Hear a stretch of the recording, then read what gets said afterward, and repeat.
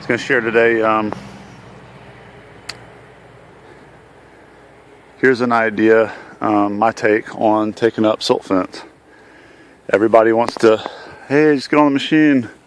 Everybody loves driving machinery. Just drive over it, just bulldoze it. And here's the problem though. When you're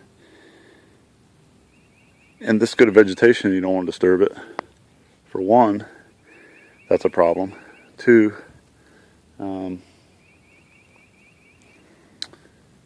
it just tears. If you install it properly like I did here, it's going to stay in the ground and the teeth will just tear right through the fabric, and you're going to have this stuff all over ripped all to shreds, hanging in and out of the ground.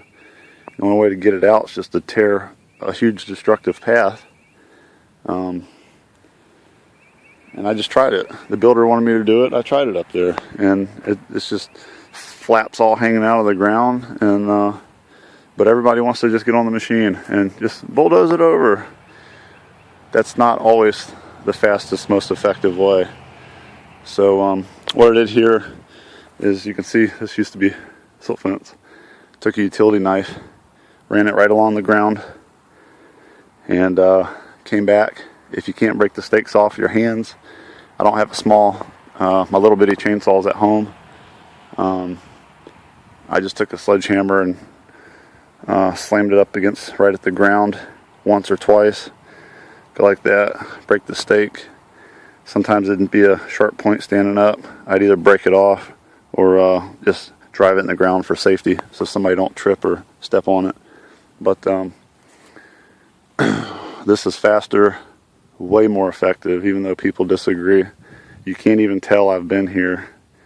And you roll it up just the way it was installed, and you know, people drive over it with the machine and it's just flapping all over like a kite, and you're dragging it, it's hanging out of the dumpster. You just roll it back up like this.